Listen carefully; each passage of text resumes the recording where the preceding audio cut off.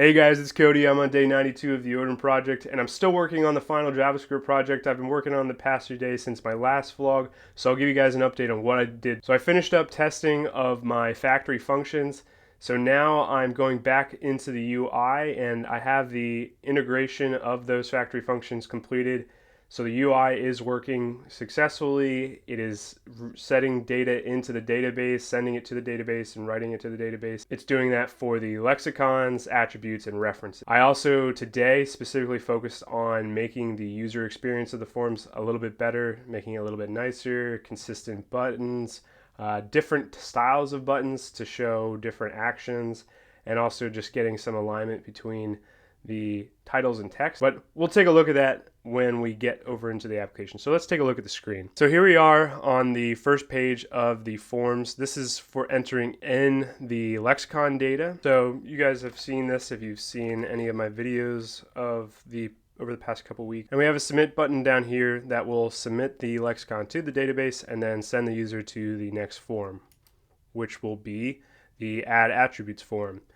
In this form, the pairs lexicon name, so the product name, is passed over so that the user can then see that they're working on the pairs lexicon's first attribute. And you're going to see that this is going to be dynamic, and it actually was able to tell that this is the first attribute that's being added to this lexicon. And I'll show you guys what that looks like over in the code. So over here, I have an attribute count that is a variable that comes from the lexicon get attribute count method. And so we use that method to set this variable, and then we're actually going to put that in an array. This is a little bit of a hacky way of doing this, but I didn't want to create two whole return statements for rendering because it'll repeat a lot of this stuff and it will just take up a lot of space in the file.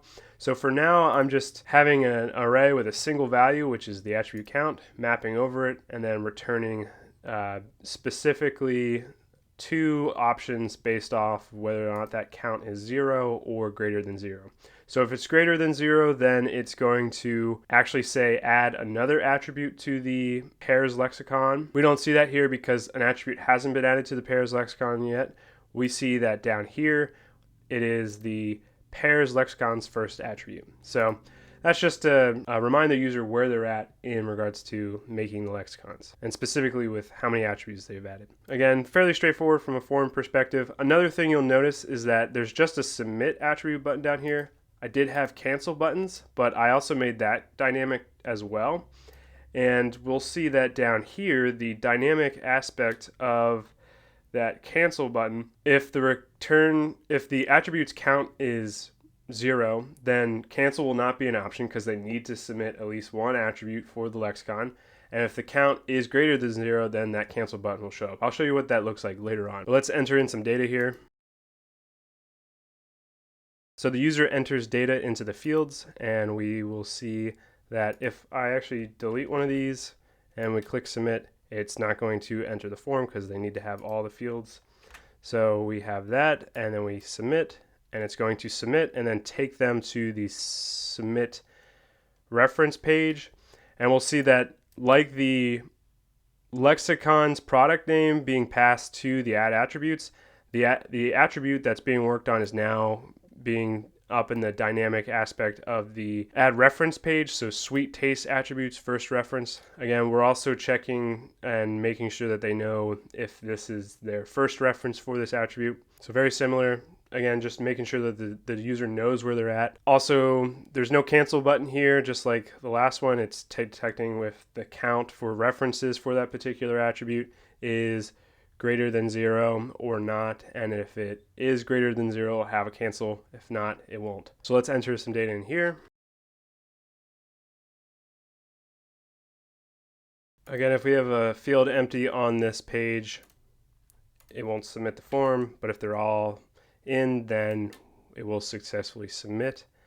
And then once the user adds a reference for an attribute, then they'll be directed to the add references menu. They'll see what attribute they're still working on, and then it will show what references they have already added. So the following references have been added: the 12% weight per volume sucrose solution, then they'll have two options: finish adding references for this attribute or add another reference for the attribute. So if they click this, then we'll actually see that that cancel addition button shows up. So that was similar to this attributes count mapping that we did. And if they click on the cancel addition, they'll just go back to this menu. So then they can continue adding references or finish adding references for this attribute and continue adding more attributes. So if we click that, that'll take us to the attributes menu where they can either finish adding references or adding attributes for the lexicon, which I don't have a page yet for that to go to, but they could also click this add another attribute button, and if they click that, that cancel addition actually comes up again here. So now we have more than one attribute, we had more than one reference, so we should be seeing those things. And they can then enter the information and actually submit the attribute. And you'll notice I added different styling here, so I grayed out the cancel addition because I don't necessarily want them to try to click that to submit it. So I want to make it kind of a little bit in the background, or just like less noticeable, but it's still there. And if they hover over it, they'll see red, so that it's danger. But in addition to that, I have this X here and this check mark here for people who can't necessarily see color. And yeah, keeping it consistent, submits are blue, the cancels are gray, hovered to red. If it's got color, then it's going to get denser. If you're clicking it, it should get denser, so it's going to become darker. We see that with this. If we go back here, same thing with the green. Green is for add. This should be finish submitting attributes here, but I'm trying to be consistent with color and wording, and also these icons as well. So we see that this green gets darker as well here. Last thing I want to show you guys, I did add these form button icon class, and that's just to dynamically present the icons for these buttons. So I want to have something other than color being able to designate the buttons besides the text, something else that kind of catches the user's eye. So I'm going to have that form button icon, and if we go to that, essentially it's looking for this button class property that's coming through, and if it's submit, it'll show a check mark. If it is add, it'll show the circle with a plus mark in it. And then if it's cancel, if we go here, it's the circle with an X. So just trying to be consistent that there's icons that are being represented consistently, so they're all in a circle. So it's telling the user there's a symbol that has some meaning there, but then there's a difference in that within those circles, there's a different mark, different icon for those meanings.